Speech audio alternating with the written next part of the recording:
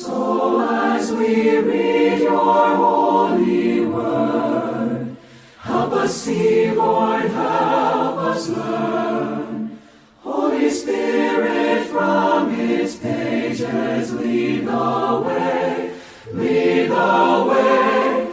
Come and rouse our stubborn will.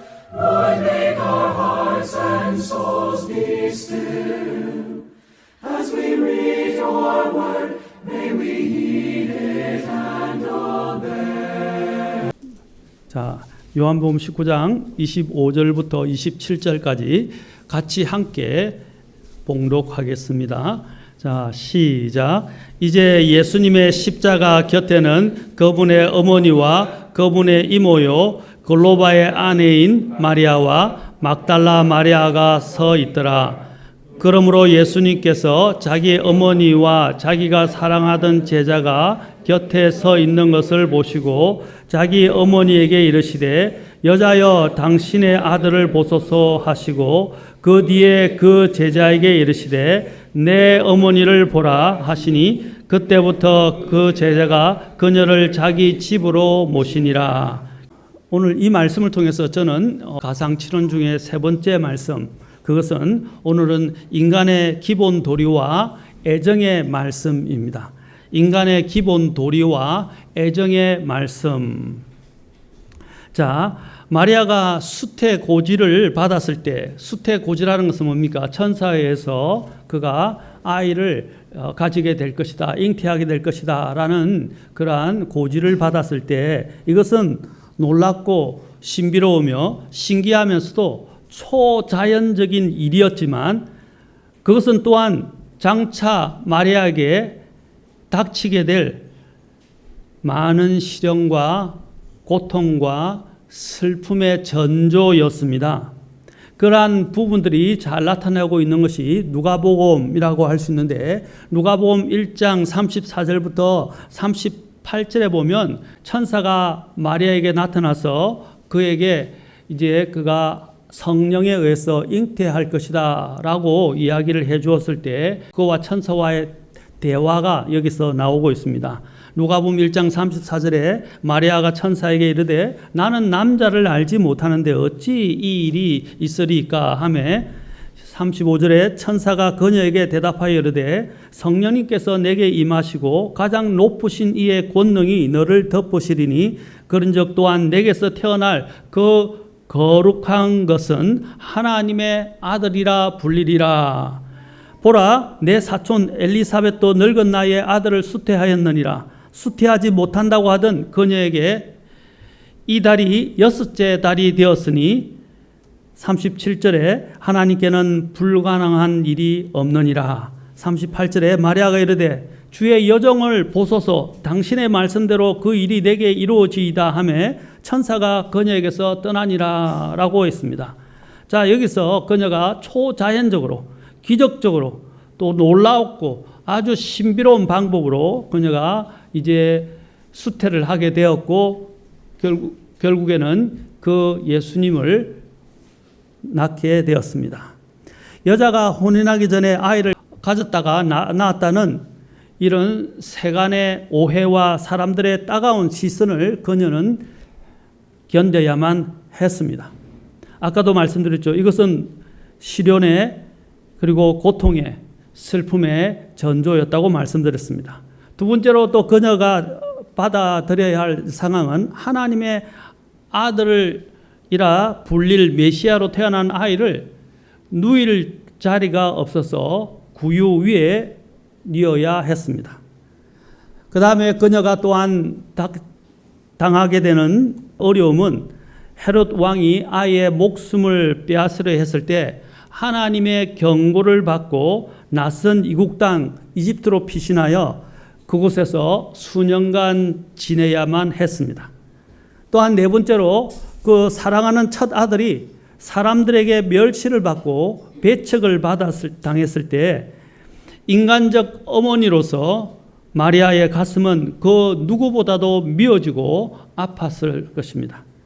다섯 번째로 지금 아들이 못 박혀 매달려 있는 십자가 앞에 서서 고통 속에서 피 흘려 죽어가는 그 모습을 그저 바라만 보고 있는 어머니 마리아. 지나가는 구경꾼들은 비웃고 있었고요. 강도들은 욕을 하고 있었으며 제사장들은 서기관과 장로들로 더불어서 그분을 희롱하고 있었고, 군병들은 몰인정하고 무관심했으며, 또 주 예수님께서 십자가에서 피를 흘리며 죽어가고 계셨습니다. 그런데 그의 곁에는 무리들의 이런 지독한 모욕과 조롱 소리에 그 어머니가 그것을 들었을 때 얼마나 마음이 미어지고 아팠겠습니까? 무엇보다도 자기의 자식이 십자가에 매달려 피를 흘리고 죽어가는 모습을 바라보는 마리아의 심정은 말로 표현할 수 없을 정도로 아프고 쓰라리고 고통스러웠을 것입니다. 누가 그녀의 이러한 심정을 헤아려 볼 수 있었겠습니까? 아마도 가슴으로 피를 토하는 심정이었을 것입니다. 여러분, 이것이 오늘 아까도 말씀드렸지만 마리아가 당하게 될 문제였는데, 예수님의 십자가 곁에는 그 모친이 섰는지라라는 이 말씀을 우리가 보게 될 때 우리는 그러한 장면들을 연상하면서 그녀가 겪게 될 그러한 마음의 고통과 고초를, 그리고 그것으로 인한 그 미어지는 가슴을 우리는 충분히 이해할 수 있을 것입니다. 마리아는 믿음의 여인, 순종의 여인이었지만 또한 그리스도께서 슬픔의 사람이라고 불려졌던 것처럼 그녀 또한 슬픔의 여인이었다고 말할 수 있습니다. 이제 예수님의 십자가 곁에는 그분의 어머니가 서 있더라라는 이 말씀, 이것은 얼마나 가슴이 미어지는 장면이라고 말할 수 있습니다. 자, 예수님께서 오늘 십자가에서 이렇게 말씀하신 이 말씀은 인간의 기본 도리와 애정에 관련된 말씀이었다고 말씀드렸습니다.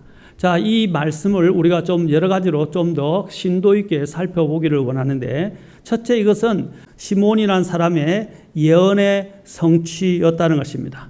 모세의 법대로 그들이 이제 결례의 날이 찼을 때 요셉과 마리아는 아기 예수님을 데리고 그분을 주님께 드리기 위해서 예루살렘 성전으로 나아갔습니다. 이때 예루살렘에 시몬이라는 의롭고 경건한 사람이 있었는데 그는 이스라엘의 위로를 기다리고 있었다라고 누가복음에서 말씀하고 있습니다. 요셉과 그의 어머니가 예수님을 데리고 오자 그 아기 예수님을 품에 안고 하나님을 찬송하며 이르는 말이 누가복음 2장 29절부터 32절에 나옵니다. 그리고 이 말을 마치고 난 다음에 시몬은 그 모친 마리아에게 이르기를 이렇게 이야기합니다. 자, 잘 보십시오. 잘 들으십시오. 누가복음 2장 34절과 35절에서 이제 이렇게 이야기합니다. 시몬이 그들을 축복하고 아이의 어머니 마리아에게 이르되 보라, 이 아이는 이스라엘에서 많은 사람을 넘어지게 하고 다시 일어나게 하기 위해 세워졌으며 또 비방을 받는 표적이 되기 위해 세워졌나니. 자, 비방을 받는 표적이 되기 위해 세워졌나니. 누가복음 2장 35절에 참으로 칼이 내 혼도 찔러 꿰뚫었도다. 여기서 내 혼은 누구를 이야기하냐면 내는 바로 마리아를 이야기합니다. 마리아의 혼을 어떻게 한다고요? 찔러서 꿰뚫는다. 아까 이야기했죠. 마리아의 심정, 마리아의 미어지는 그 가슴의 아픔을 지금 이야기하고 있는 것입니다. 자, 여기 있는 이 시몬이 마리아가 아기 예수님을 데리고 왔을 때 그녀를 향해서 대언한 말씀입니다. 이것은 참 이상한 말이었죠. 그렇죠? 오히려 축복하기보다는 앞으로 일어나게 될, 그녀가 겪게 될 그러한 고통과 슬픔에 대해서 또 미어지는 심정에 대해서 미리 예언을 한 것입니다. 이러한 것들이 정확하게 얼마나 비극적으로 성취되었습니까? 십자가에서 바로 그 장면을 바라보고 있는 마리아의 가슴.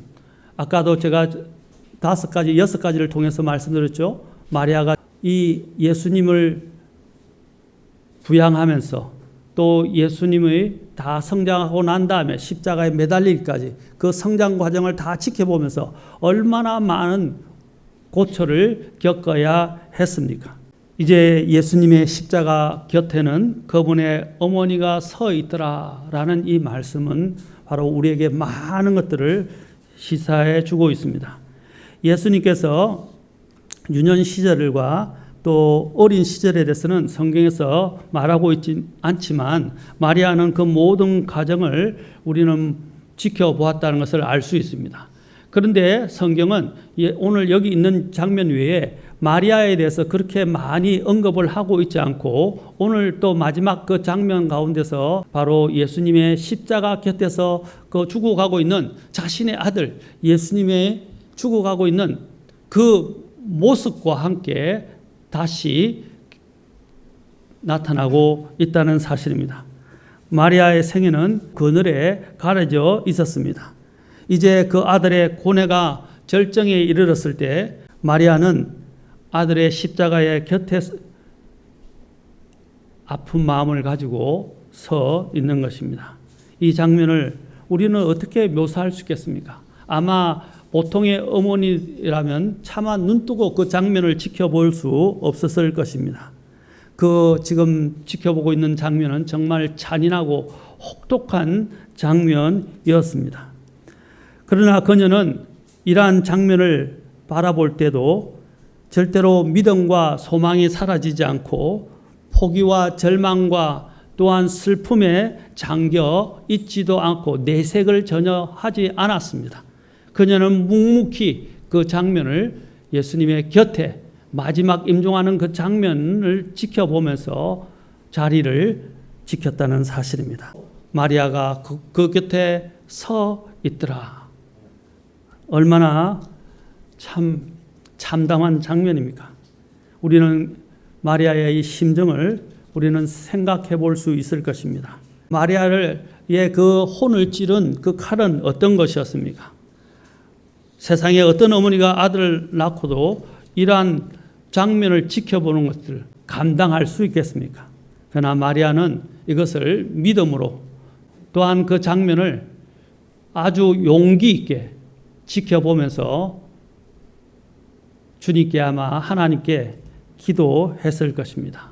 예수님이 십자가에 달리셨을 때 그의 제자들은 다 도망하였고 친구들도 그분을 다 버렸으며 동족은 그분을 멸시하고 조롱하였지만 그의 어머니만큼은 적어도 어머니만큼은 아들의 십자가 곁에 서 있었다는 것입니다. 십자가형에 처해져서 십자가에 매달려 피 흘려 죽어가는 아들 곁에 서 있는 이 어머니의 슬픔보다도 더한 것은 없었을 것입니다. 사랑하는 성도 여러분, 우리는 또한 이 장면을 통해서 이러한 성경의 예언들이 또한 하나씩 성취되고 있는 것을 보게 됩니다. 사복음서의 기자들이 마리아의 말과 행동에 대해서는 한마디도 언급하지 않은 것으로 보아 분명히 이 어머니의 슬픔을 아주 절제 있게 지금 표현하고 있는 것으로 보여집니다. 그녀는 십자가에서 묵묵히 견뎌내고 있었던 것으로 보여집니다.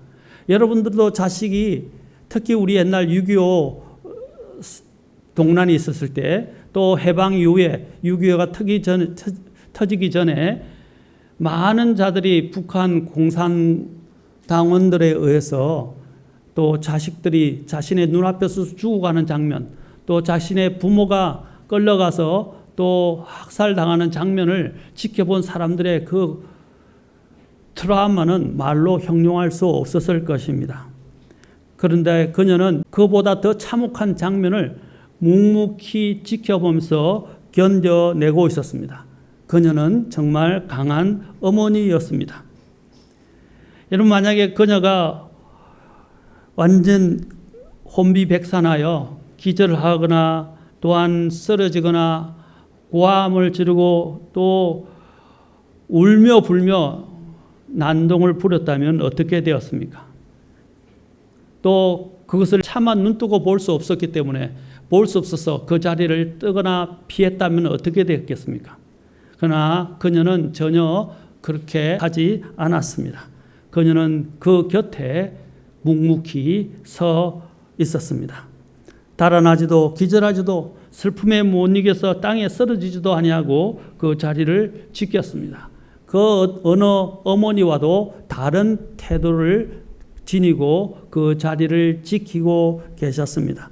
역사상 마리아와 같은 이러한 어머니는 아마 복이 드물 것입니다. 뛰어난 용기를 가진 어머니였습니다. 주님의 최후의 순간을 전혀 어지럽히지 않고 그녀는 그것을 지켜보고 있었는데 우리는 마리아에 대한 존경심, 저는 마리아를 숭상하지 않습니다. 그러나 그 어머니로서의 그녀의 용기와 그녀의 믿음과 그녀의 순종하는 마음을 우리는 보면서 많은 것을 배울 수 있습니다.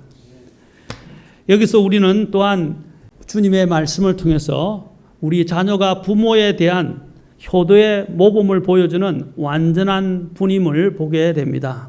예수님께서는 하나님 아버지께 대한 교제와 인간에 대한 교제의 의무를 아주 완벽하게 수행하심으로써 자신의 완전성을 입증하셨습니다. 예수님께서는 하나님의 아들로서 오셨지만 또한 사람의 아들로서 이 땅에서 지내셨습니다. 그분은 완전한 하나님의 아들이시며 완전한 또한 사람의 아들이셨습니다. 여기서 요한복음은 다른 복음서와는 달리 요한복음은 예수님께서 하나님이시고 하나님의 아들로서 오셨다는 것들을 중점적으로 묘사하면서 기록하고 있습니다. 그러나 다른 복음서는 무엇입니까? 사람의 아들로서 오신 예수님을 묘사하고 있습니다. 가장 대표적인 그 공간 복음서가 바로 누가복음이라고 할 수 있습니다. 그러나 이 요한복음은 인간의 관점이 아니라 하나님의 관점에서 또 그분이 하나님의 아들로서 이 땅에서 공생의 사역을 하신 그 모든 사역들을 또한 정리하고 있다는 사실입니다. 예수님께서는 하나님의 아들로서 오셨지만 오늘 이 말씀은 어디에 있습니까? 요한복음에 있죠. 그러나 또한 마지막으로 한 가지 놓치지 않고 있는 것은 바로 사람의 기본적인 도리, 본래 도리와 또 애정에 대해서 지대한 관심을 가지고 주님께서는 계셨다는 것을 우리에게 말씀해 주고 있습니다. 오늘 본문의 말씀을 통해서 예수님께서는 하나님의 명령에 따라서 자녀가 부모에게 어떻게 효도를 다해야 하는가를 우리에게 가르쳐 주고 있고 우리는 그 예수님의 그 가르침을 본받아야 하고 또 예수님께서 보여주신 그 본보기들을 우리는 따라야 한다는 사실입니다. 하나님의 말씀은 여전히 유효한 것들이 있습니다. 여러분 구약의 율법을 보면 율법에는 의식율법이 있고 그렇죠? 또 그 자체에 있던 시민법들도 있었지만 또한 도덕적인 법들도 있습니다. 그 도덕적인 법들 중에서 주님께서 명령하신 그 법들이 아직도 폐지되지 않고 유효한 법들이 여러 개가 있는데 그 중에 가장 대표적인 법들이 어떤 것입니까? 바로 부모에 대한 자식의 도리에 관한 율법이라는 사실입니다. 여러분이 십계명을 아시면 십계명의 앞에 처음 네 가지는 하나님께 대한 명령입니다. 그 다음에 5번째로부터 마지막 10번째까지는 뭡니까? 바로 인간에 대한 그렇죠? 우리가 해야 될 본분과 도리에 대해서 기록하고 있습니다. 그 첫 번째가 뭐죠? 바로 인간으로서 부모에 대한 도리에 대해서 이야기하고 있는 것을 보게 됩니다. 출애굽기 20장 12절에서 내 아버지와 어머니를 공경하라.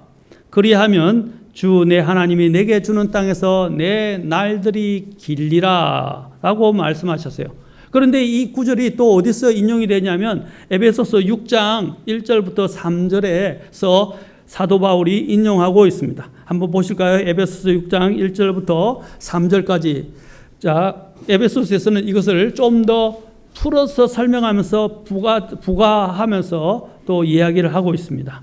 자, 같이 읽겠습니다. 시작. 자녀들아 주 안에서 너희 부모에게 순종하라. 이것이 옳으니라. 내 아버지와 어머니를 공경하라. 그것은 약속 있는 첫째 명령이니 이것은 너가 잘되고 땅에서 장수하게 하려 함이라. 부모를 공경할 것을 가르치는 자녀들에 대한 이러한 명령은 단순히 부모에게 순종할 것만을 요구하고 있지 않습니다. 이 명령은 사랑과 애정과 감사와 존경을 함축하고 있다는 거예요. 그래서 그 출애굽기 말씀을 여기서 인용하면서 사도 바울이 다시 설명하는데, 첫째는 뭐가 나오면 6장 1절에서 순종이라고 합니다. 그러나 순종만으로는 다 이룰 수 없다는 것입니다. 뭐가 나오면 6장 2절에 공경하라라고 말하고 있습니다. 우리가 이 구절들을 이야기할 때 자꾸 어린 아이들에게 대해서만 이것을 적용하는 경향이 있는데, 이것은 단지 아이들에게만 해당되는 것이 아니라 아이들이 자라고 또한 장성하게 되고 어른이 되어서도 이것은 필요하다는 것입니다. 우리가 물론 결혼을 하게 되면 부모의 품을 떠나서 독립을 하게 되지만, 그러나 부모를 생각하고 부모를 또한 우리가 부양하는 문제가 있게 된다면 부양을 해야 한다는 것을 이야기해 주는 것입니다. 뿐만 아니라 부모를 또한 대하는 태도에 대해서도 이야기를 하고 있습니다. 어떻게 대하라고 말하고 있습니까? 순종이라는 것은요, 물론 마음에 따라서 순순히 하는 것이지만, 이 순종이라는 원래 있다는 것은 복종이에요. 오베이예요. 오베이. 이 오베이라는 것은 마음이 따르든 안 따르든 어떻게 해요? 부모님의 말씀을 듣는 것입니다. 자, 마음이 없어도 그냥 따르는 거예요. 우리 아이들도 그렇잖아요. 부모가 무섭거나 부모가 또한 징계를 하기 때문에, 또 부모가 힘이 더 강하니까 어쩔 수 없이 부모를 따르는 것들, 이런 것들도 포함되어 있는 거예요. 그렇죠? 그러나 참된 마음의 자세는 어떤 것이라고 말하고 있습니까? 사도 바울은 바로 출애굽기를 인용하면서 이걸 말하고 있습니다. 공경하라. 내 아버지와 어머니를 공경하라 라고 말하고 있다는 것입니다. 이 공경에는 무엇입니까? 마음의 태도까지 이야기하는 것입니다. 바로 부모에 대한 감사와 또 심지어는 존경과 또 존중하는 마음까지도 포함하고 있다는 것입니다. 이것이 성경이 말하는 거예요. 오늘 이런 것들이 잘못 가르쳐져 있고, 요즘은 본성적 애정이라고 이야기할 때 Natural Affection이라고 성경에는 이야기합니다. 이 본래 애정은 물론 첫 번째는 바로 부모가 자식을 향한 사랑을 이야기하는데, 이것만이 너무 강조되고 있어요. 그러나 우리 자녀들도 기억해야 할 사실은 그거 두 번째는 뭐냐면, 본래적 애정은 바로 자녀가 부모를 공경하는 것입니다. 이것은 또한 성경이 명백하게 가르치고 있는데, 오늘 이러한 부분들이 소홀히 되고 있고 또 경시되고 있고, 사람들이 이것을 더 깊이 있게 생각하지 않는 우리는 마지막 시대에 살고 있다는 사실입니다. 사도 바울이 디모데 후서를 통해서 마지막 날들에 일어날 위험한 때에 대해서 경고하면서 뭐라고 되어 있습니까? 부모에게 순종하지 않는 세대, 감사하지 않는 세대가 있게 될 것이라고 말하고 있습니다. 여러분, 그것은 마지막 때에 드러나는 대표적인 형상입니다. 자식들이 부모를 존중하지도 않고 부모 말을 도체 듣지도 않고 반역하고 거역하는 세대에 우리는 이르고 있다는 사실입니다. 그러나 우리가 하나님을 적어도 믿었고 또 하나님을 아는 존재들이라고 한다면 우리는 어떻게 됩니까? 부모의 말씀에 순종할 뿐 아니라 부모를 마음으로부터 공경하는 자세를 가지고 있어야 한다는 것입니다. 예수님께서 오늘 십자가에서 보십시오. 예수님은 이제 성인입니다.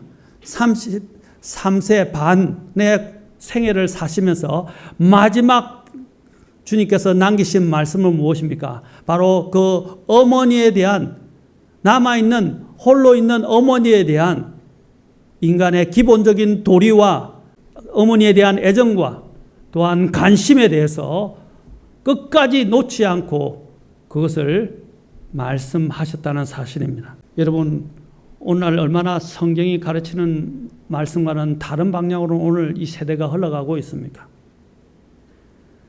그것은 자녀 교육의 잘못 때문에 일어난 것입니다. 자녀들이 부모를 거스르는 것은 이 사회에, 이 세상에 아이들을 너무 맡겼기 때문에, 아이들의 세상적인 교육에는 관심을 가지면서 성경적인 교육, 기본적인 도리에 대해서는 제대로 가르치지 않는다는 거예요. 요즘 가장 크게 문제가 되고 있는 것이 무엇입니까? 실버에 속하는 이런 은퇴하게 된 나이 드신 분들의 마지막 남은 생애와 관련된 부분들이 굉장히 크게 문제되고 있어요. 그래서 요즘은 투자자들이 강조하는 것 중에 하나가 뭔지 아십니까?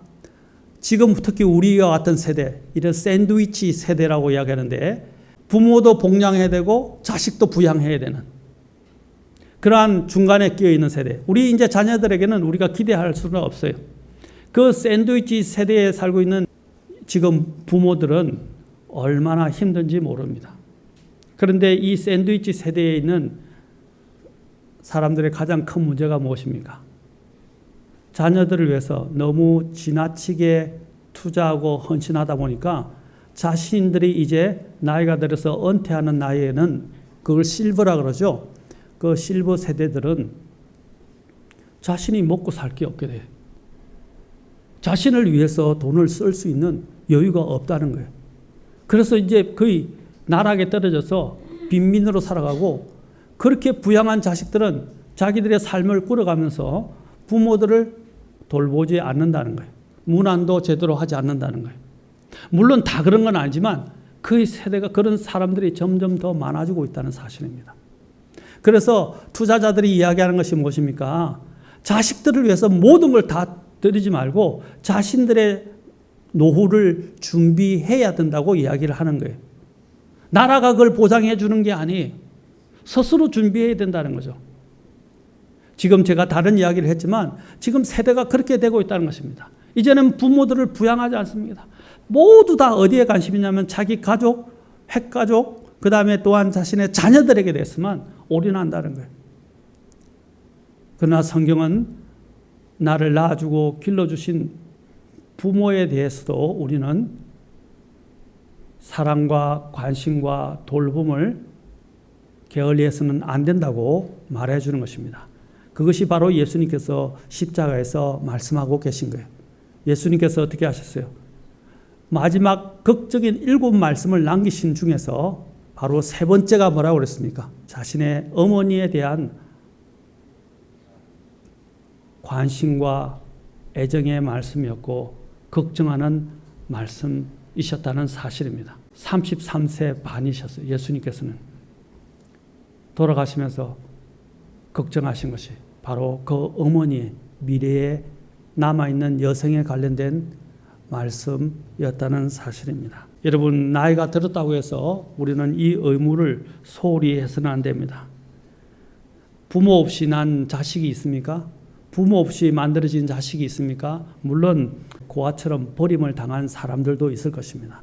그러나 그들도 자신을 부양하고 키워준 사람들이 있어요.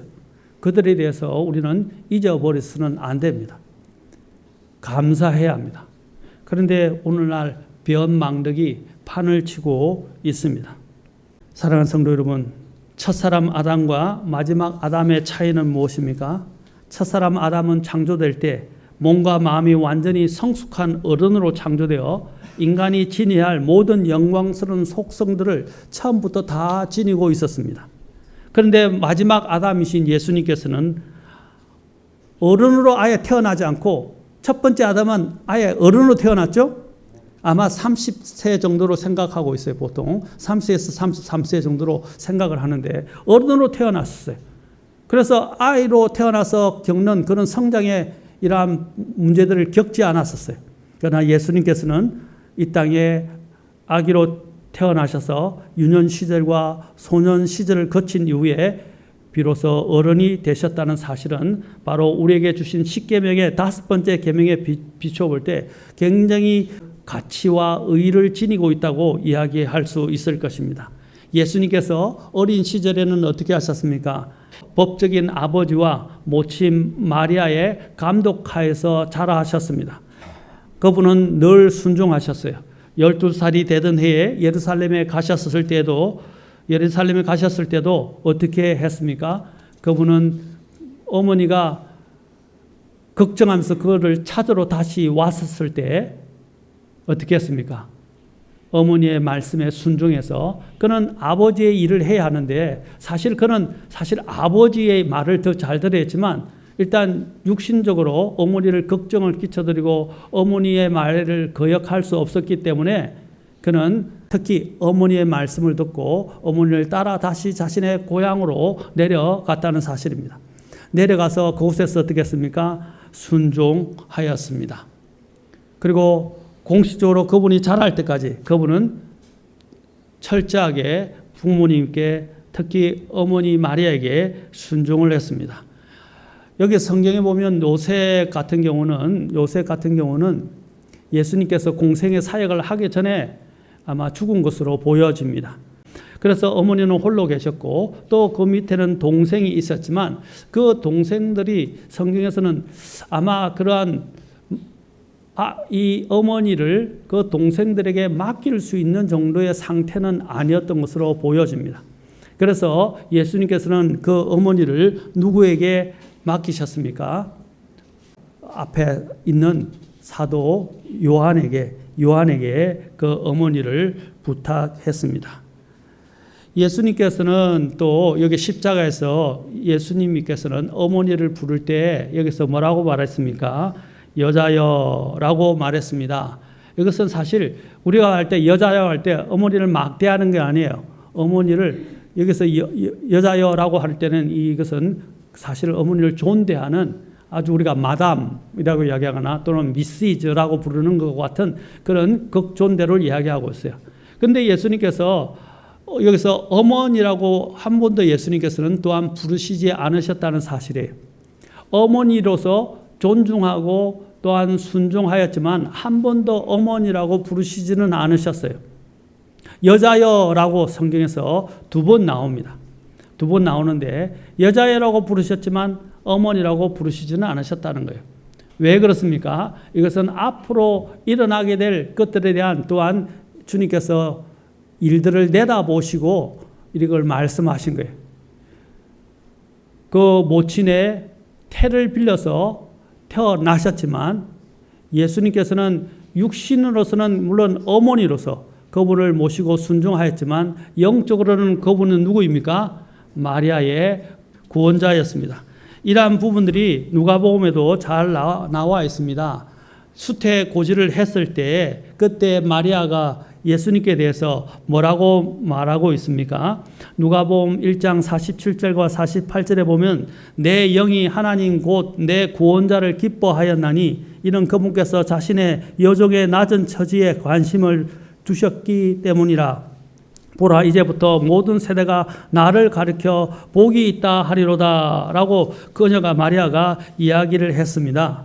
자 여보십시오. 내 영이 하나님 내 누구라고 그랬어요? 구원자를 기뻐한다 그랬어요. 바로 예수님이 그녀의 구원자였다는 것을 그는 바로 고지를 통해서 알고 믿었다는 사실입니다. 두 번째로 1장 48절에 보면 그분께서 자신의 여종의 낮은 처지에 관심을 두었다라고 말하고 있습니다. 바로 자신을 여종이라고 말하고 자신이 낮은 처지에 있었다는 사실을 이야기하고 있습니다. 그녀는 단지 자신이 한 인간에 불과한 것이고 자신에게도 구원자가 필요한 죄인임을 그녀가 고백한 것입니다. 예수님은 그녀의 태를 빌려서 나셨지만 그녀의 구원자이시고 그녀가 기다리던 메시아였다는 사실입니다. 그래서 예수님께서는 마리아를 부를 때 어머니라고 부르지 않고 여자여라고 불렀던 것입니다. 아까 여자여로 부른 것은 하대하는 것이 아니라고 그랬습니다. 굉장히 그녀를 높이면서 불렀던 이야기입니다. 왜 그러냐면 앞으로 닥치게 될 미래의 일에 대해서 예수님께서 이미 다 예견하시고 말씀하신 거예요. 나중에는 마리아가 어떻게 둔갑합니까? 하나님의 어머니로 둔갑을 하면서 숭상을 받게 되는 일들이 역사에서 이제 나타나기 시작합니다. 예수님께서는 이미 그것을 다 내다보고 아셨던 거예요. 여러분 열왕기라든지 여러분의 역대기를 보면 하늘의 어머니라는 것이 나와요. 하늘의 어머니. 이것이 뭐냐면 고대에 있었던 이러한 어머니 숭배 사상이 그 주변의 가나안 땅에 만연해 있었고 중동에도 만연해 있었다는 사실입니다. 그러한 것들이 들어와서 나중에는 이 마리아 숭배 사상으로 둔갑을 하게 되는, 발전하게 되는 계기가 되게 됩니다. 그래서 지금 그러한 방식으로 마리아를 숭배하는 데가 어디 있습니까? 우리가 잘 알고 있는 천주교, 로마 가톨릭에서 바로 마리아를 숭배하고 있죠. 그러나 우리는 마리아는 물론 존경해야 되고 우리가 그 믿음을 본받아야 하지만 마리아는 숭배의 대상이 아닙니다. 그렇지 않습니까? 마리아도 아까 누가복음 우리가 1장 47절과 48절을 통해서 본 것처럼 한 죄인에 불과합니다. 그래서 우리는 예수님께서 마리아를 걱정하신 것으로 인해서 마리아를 숭배하는 데까지 나아가면 안 된다는 것입니다. 예수님께서는 이것을 통해서 그것을 또한 가르치면서 인간이 가져야 될 가장 기본적인 도리가 무엇인지에 대해서 10계명 중에서 바로 5번째, 인간에 대한 첫 번째 그 계명이라고 불려지는 그 5번째 계명을 상기시켜 주시면서 주님께서는 우리에게 가르쳐 주신 것입니다. 그래서 우리는 로마 가톨릭의 그러한 우상 숭배 사상을 절대로 우리가 받아들이거나 또한 그것을 인정해서는 안 된다는 사실입니다. 우리는 예수님께서 자신의 어머니를 걱정하신 것처럼 우리 또한 우리의 부모에 대한 마음들을 우리는 결코 소홀히 해서는 안 되고 부모를 대하는 태도에 있어서도 또 함부로 부모님을 대해서도 안 된다는 것입니다. 잠언 23장 22절에는 이렇게 말씀하십니다. 너를 낳은 내 아버지의 말에 귀를 기울이고 내 어머니가 늙을 때에 그녀를 업신여기지 말라라고 말하고 있습니다. 어머니가 늙었다는 말은 자식도 컸다는 말이죠. 자식이 컸다 할지라도 그 부모를 업신여기지 말라라고 말하고 있어요. 이제 어른이 되면 자신도 컸다고 성인이 됐다고 말도 듣지도 않고 물론 100% 말을 들어야 된다는 거 아닌데 부모를 존중하는 마음이, 공경하는 마음이 없어진다는 거예요. 제가 일례를 드린다면 저와 여러분들은 부자로 살면서 부모님은 가난하게 지낼 수 있습니다. 나는 건강하게 있으면서 부모님은 아파서 누워 있는데 부모님을 돌보지도 않고 부모님에 대해 관심도 가지지 않고 부모님을 또한 부양하려고 하지 않는 것들. 이러한 것들이 바로 성경이 사실 금하고 있는 것입니다. 우리는 부모와 또한 떨어져서 많은 사람들이 살고 있습니다. 그러나 우리는 부모의 여생을 편안하게 해드리고 또 관심을 가지고 최대할 수 있는 대로 최대한 후원할 책임이 있습니다. 때로는 우리는 못 만난다면 한 번씩이라도 어떻게 해서든지 찾아뵙고 편지를 올리거나 또한 전화를 통해서 요즘 전화도 있잖아요. 화상통화도 되잖아요. 전화를 통해서 우리는 안부를 묻고 또한 그분들이 잘 지내고 있는지 우리는 살펴볼 필요가 있을 것입니다. 이것이 신성한 자녀의 도리라고 말할 수 있습니다. 하나님께서 부모를 공경하는 자에게 약속하신 것이 무엇인지 아십니까? 에베소서 6장 3절을 보십시오. 이것은 내가 잘되고 땅에서 장수하게 하려 함이라. 아까 출애굽기 20장에서도 뭐라고 그랬어요? 장수에 대해서 말씀하셨죠. 내 날이 길게 되리라 하셨어요. 그리고 또한 여기서도 6장 3절에서는 내가 잘되고 땅에서 장수하게 하려 함이라. 불신자들에게도 똑같이 해당된다고 생각합니다. 하물며 그리스도인들에게는 더더욱도 하나님께서 약속하신 말씀입니다. 뭘 약속하고 있죠? 잘 될 것이고 장수할 것이다. 여러분, 부모에게 함부로 대하고 공경하지 않는 자들이 나중에 받게 될 그 심판은 저는 엄청 크다고 생각합니다. 그래서 성경이 암시하고 있어요. 여기서 또 우리는 한 가지 또 더 보게 됩니다. 요한이 예수님의 곁으로 와서 그 앞에 있는 것을 보게 됩니다. 예수님께서 십자가에 매달리기 전에 그렇죠? 고초를 겪었을 때 또 신문을 받으실 때 모든 제자들이 다 예수님의 곁을 떠났습니다. 근데 놀랍게도 사도 요한은 회심을 했는지 그가 깨달아서 다시 예수님이 돌아가시는 것 십자가 곁에 마리아와 함께 있는 것을 보게 됩니다. 예수님께서는 자신에게 다시 돌아오는 자를 결코 외면하지 아니하시고 그를 받아주십니다. 오늘 보면 사도 요한이 여기에 돌아왔죠. 돌아온 사도 요한에게 예수님께서는 자신의 어머니를 맡기고 있습니다. 아마 아까 그 동생들보다는 이 사도 요한이 가장 믿을만하고 가장 예수님의 사랑을 받은 제자로서 이제 그 받은 사랑을 그가 되갚고 또 최선을 다해서 주님을 섬길 것을 예수님은 알고 계셨습니다. 그래서 그 가장 믿을만하고 가장 믿음직한 이 사도 요한에게 이 어머니를 맡기고 있다는 사실입니다. 예수님께서는 아마 이 어머니를 맡기지 않았다면 아마 눈을 제대로 감지 못하셨을 것입니다. 그래서 최후의 이 어머니를 자신은 하나님의 막중한 이 구속 사역을 완성하셔야 하기 때문에 어쩔 수 없이 인간을 대신하여 모든 죄인을 대신하여 죄가 되시고 또 율법의 저주가 되셔서 십자가에 죽어가야 하지만 그래야만이 모든 인간을 구원할 수 있고 심지어는 자신의 어머니 마리아까지 구원할 수 있기 때문에 그분은 불가피하게 그 길을 선택할 수밖에 없었어요. 그것은 예수님의 마음을 홀 어머니를 두고 가는 그 예수님의 마음을 아프게 했을 것입니다. 그래서 가장 믿을 만한 이 사랑하는 제자에게 이 어머니를 부탁한 것입니다. 우리는 여기서 우리 주님의 마음을 읽을 수 있습니다. 또한 우리는 이것이 또한 성경의 또 다른 구절들을 성취하게 된 것을 보게 됩니다. 이 스가랴서 13장 7절에 보면 만군의 주가 말하노라 오 가라 깨어서 내 목자 곧 내 동료인 남자를 치라 목자를 치라 그리하면 양들이 흩어지리니 내가 내 손을 돌이켜 작은 자들 위에 두리라 라는 이 스가랴서 13장 7절의 말씀이 바로 인용이 되면서 마태복음에서 그대로 성취된 것을 보게 됩니다. 마태복음 여기에 보면 26장 31절에 그때 예수님께서 그들에게 이르시되 이 밤에 너희가 다 나로 인하여 실족하리라 기록된 바 내가 목자를 치리니 양떼의 양들이 널리 흩어지리라 하였느니라 라고 말하고 있습니다. 이것은 무엇을 말하는 것입니까? 바로 예수님의 이 모든 죽음은 십자가의 죽음은 예고되어 있었다는 것입니다. 그리고 또한 예수님께서 십자가에서 어머니를 걱정하는 것 또한 성경에서는 예고되어 있는 것입니다. 예수님께서는 이 철저하게 십자가에 돌아가시면서 하나님의 이 예언의 말씀을 그대로 성취하고 계셨던 것입니다.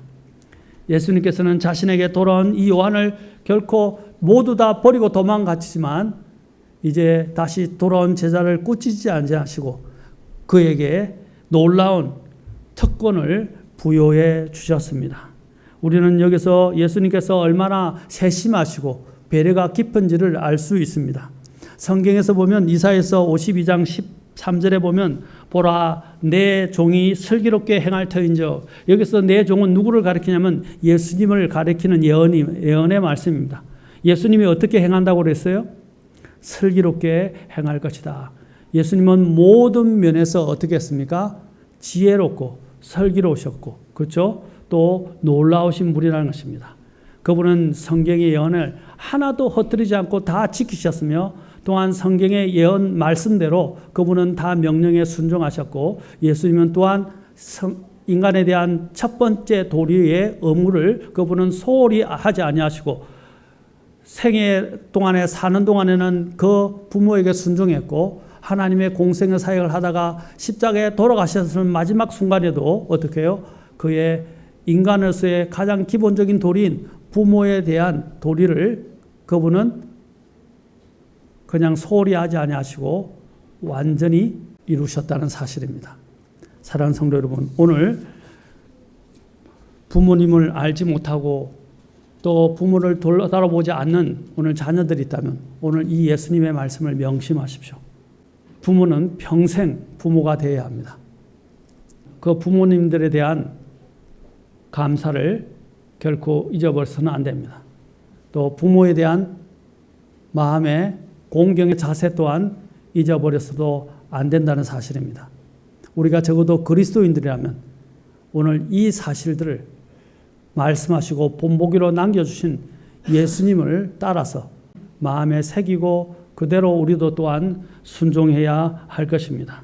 하나님이 가장 크게 심판하는 것 중에 하나가 분명히 제가 아까 말씀드렸지만 부모를 공경하지 않는 자에게 하나님은 큰 심판을 내리실 것으로 저는 확신합니다. 그러므로 오늘 여기 특히 자녀들 또 자신의 부모가 아직 살아계신 분들 적어도 최선을 다해서 부모님을 돌아보고 자신이 할 수 있는 의무 그리고 본분 그리고 부모를 사랑하고 그분들에 대한 관심을 가지는 문제들을 소홀히 하지 않는 정말 하나님의 사람들이 될 수 있기를 주의 이름으로 축원합니다. 여러분 그렇게 하실 수 있죠? 오늘이라도 이제 한번 오늘 저녁이라도 전화하셔서 부모님을 한번 돌아보는 마음을 가지시기 바랍니다. 그리고 여기에 특히 부모의 설화에서 지금 자라고 있는 자녀, 청소년 자녀들이 있다면, 청년 자녀들이 있다면 부모에 대한 마음을 또 부모에 대한 순종을 소홀히 하지 마십시오. 아까 순종을 넘어서서 부모를 공경하는 마음을 가지고 부모를 대하시는 하나님의 사랑받는 또 하나님의 인정을 받는 모든 자녀들이 되면 좋겠습니다. Open my eyes and let me see glimpses of truth you have for me.